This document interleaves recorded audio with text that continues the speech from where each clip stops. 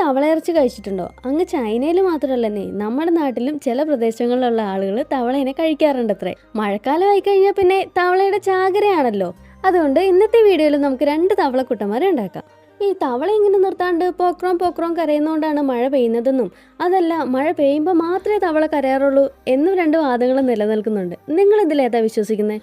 ഇവർ കരയുന്നതുകൊണ്ടായിരിക്കുമോ മഴ പെയ്യുന്നത്, അതോ മഴ പെയ്തതിനു ശേഷം മാത്രം ക്രെഡിറ്റിന് വേണ്ടി ഇവർ കരയുന്നതായിരിക്കുമോ? അതിന് എന്തു തന്നെ ആയാലും ഈ തവളപ്പൊട്ടന്മാരെ പിടിച്ച് മീനായിട്ട് വളർത്തിയ ഒരു ബാല്യം എല്ലാവർക്കും ഉണ്ടാവും അല്ലേ? എന്നാൽ എൻ്റെ കഥയിൽ ഇത് നേരെ തിരിച്ചായിരുന്നു കേട്ടോ. പണ്ട് കഞ്ഞിയും കറിയും കളിക്കാൻ വേണ്ടിയിട്ട് ഞങ്ങൾ ഈ തവളപ്പൊട്ടന്മാരെ പിടിച്ചുകൊണ്ട് പോകും. എന്നിട്ട് ഇതിനെ മണ്ണിലൊന്ന് പെരട്ടിയെടുത്തിട്ട് വെയിലത്ത് ഉണങ്ങാൻ വെക്കും. അന്നത്തെ ഞങ്ങളുടെ മീൻ വറുത്തതായിരുന്നു കേട്ടോ ഇത്. അന്ന് ഇതൊക്കെ ഒരു തമാശയ്ക്കാണ് ചെയ്തിരുന്നതെങ്കിലും ഇപ്പോൾ ഓർക്കുമ്പോൾ എനിക്ക് ഭയങ്കര ക്രൂരതയായിട്ട് തോന്നുന്നുണ്ട്. ദൈവമേ, തവളശാപത്തിൽ നിന്ന് എൻ്റെ കുടുംബത്തെ കാത്തോണേ. നിങ്ങളിതുപോലെ ചെറുപ്പത്തിൽ എന്തെങ്കിലുമൊക്കെ പരിപാടികൾ ഒപ്പിച്ചിട്ടുണ്ടോ? അതൊക്കെ കമൻറ്റ് ബോക്സിൽ ഒന്ന് ഷെയർ ചെയ്യാൻ മറക്കരുത് കേട്ടോ. പിന്നെ ഞാൻ ആദ്യം ചോദിച്ച ചോദ്യം ഉണ്ടല്ലോ, നിങ്ങൾ തവളയിറച്ചി കഴിച്ചിട്ടുണ്ടോയെന്ന്. നിങ്ങൾ കഴിച്ചിട്ടുണ്ടോ?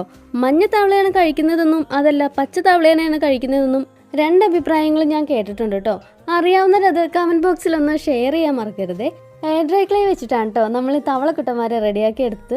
കാണാൻ ഭയങ്കര സിമ്പിളാണെങ്കിലും ഇവന്മാരെ ഉണ്ടാക്കാൻ വേണ്ടി ഞാൻ കുറച്ച് കഷ്ടപ്പെട്ടു. ഇവന്മാരുടെ കാലങ്ങോട്ട് ശരിയാവുന്നുണ്ടായിരുന്നില്ല. എങ്ങനെയെങ്കിലും തട്ടിക്കൂട്ടി ശരിയാക്കി എടുത്തപ്പം ഉണങ്ങാൻ വേണ്ടി ഒരുപാട് ടൈം എടുത്തു. പിന്നെ അതിനെ ഒരു വിധത്തിൽ പെയിൻ്റൊക്കെ ചെയ്തത് ഇങ്ങനെ ഒരു കോലത്തിലാക്കി എടുത്തിട്ടുണ്ട്. അപ്പം നമ്മുടെ തവളക്കുട്ടന്മാരെ നിങ്ങൾക്ക് ഇഷ്ടപ്പെട്ടോ? ഇഷ്ടപ്പെട്ടാൽ ലൈക്ക് ചെയ്യാനും കമൻറ്റ് ചെയ്യാനും മറക്കരുത് കേട്ടോ. നിങ്ങളുടെ തവള അനുഭവങ്ങളൊക്കെ കമൻറ്റ് ബോക്സിൽ ഒന്ന് രേഖപ്പെടുത്തണേ. ഞാനും കൂടെ ഒന്ന് അറിയട്ടെന്നേ. എൻ്റെ വിശേഷങ്ങൾ നിങ്ങളും അറിഞ്ഞതല്ലേ. അപ്പോൾ അത്രേ ഉള്ളൂ. Tata, bye bye.